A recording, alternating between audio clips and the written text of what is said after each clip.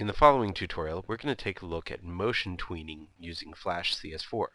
Now you might remember that motion tweens are the new tween of Flash CS4, which has really changed the way that we work with tweens.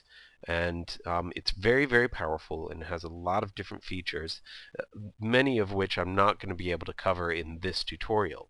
But I can cover at least the basics with these 4 different scenarios of how you might use motion tweens. So we're going to get started with the first one, which is the 3D and transform filters. To begin, we need to create a new animation or a new object to animate.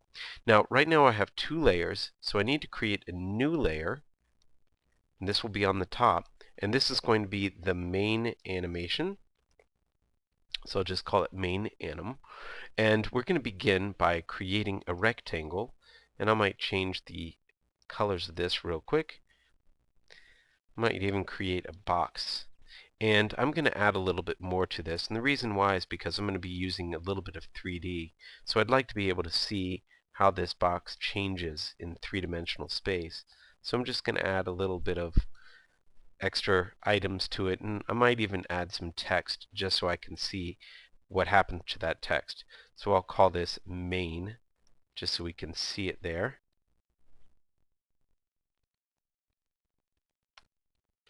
And now what we do, in order to turn this into a tween, you might remember that we need to turn it into a symbol first. So I'm going to right click and choose convert to symbol and change, give it a name. So this will be the main background. And now we have an object that we can add a tween to. In order to add the tween, we can right click on the object itself and choose create motion tween, or we can right click on the keyframe and choose motion tween. You'll notice that it allows us to do the classic tween also when we right click on the keyframe. Anyway, let's select motion tween, and you'll see that it's extended my timeline out 30 frames, and so I now have to extend my other layers to match. So I'll select the 2 keyframes at the end for those 2 layers, right click and choose insert frame. Now be aware that you do want to insert frame, not keyframe, because you want these to just be extended out 30 frames and not create new keyframes at frame 30. Now that we have our main animation, we can actually, I'm going to move over just a little bit, we can animate with it. So I'll move it just slightly to be the initial look. Actually, whoops, I was not careful, and I moved it at frame 4, and I really didn't mean to. So immediately, one of the things that we get into is being able to delete animations. You can do that by right-clicking and choosing remove tween, and then we can move that back up to the top where we want it and add the tween again if we want. So be aware that you do want to be careful about messing up in your tween, because you have to remove the entire tween by default. When you right click and choose remove tween, you can't remove just an individual keyframe unless we go to something called the motion editor, which we'll be using later on in this tutorial. Anyway, some of the basic things that we can change are transforms and 3D. So I'm going to move this down just a little bit, and I've moved the position. Now I'm going to go to the free transform tool, and I can rotate it a little bit, and I can scale it down a little bit as well. Now I can hold down the shift key to make sure it's constrained, and you'll see we now have that animation happening. And then I'm going to move it back up to where it was, basically. And one of the nice things to be able to do is go back to your transform panel, and you can actually see what your numbers are here.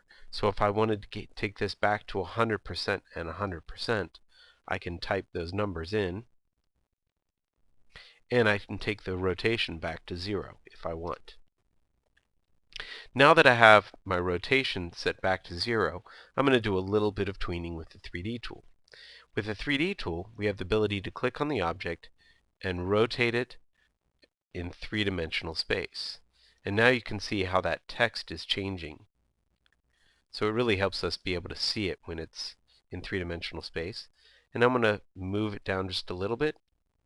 Let's see, I'm going to flip it around. There we go. Now I've got it upside down. Then I'll go back to the black arrow and move it to a different location.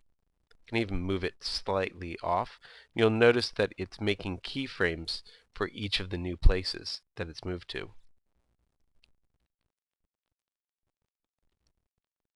And I can rotate it a little bit more.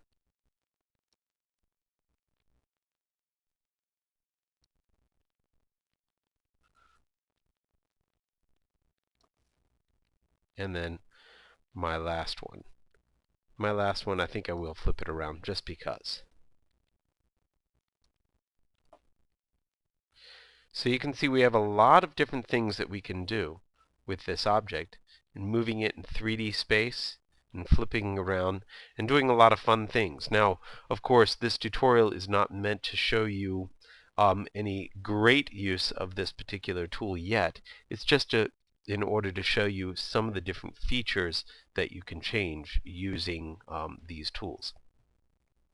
And of course, being able to have things animate in 3D space is one of those things that takes a lot of practice. So let's go ahead and save your work, and when you save, make sure that you remove the start, that way you know it's your own file, and then we'll go on with the other types of tutorials.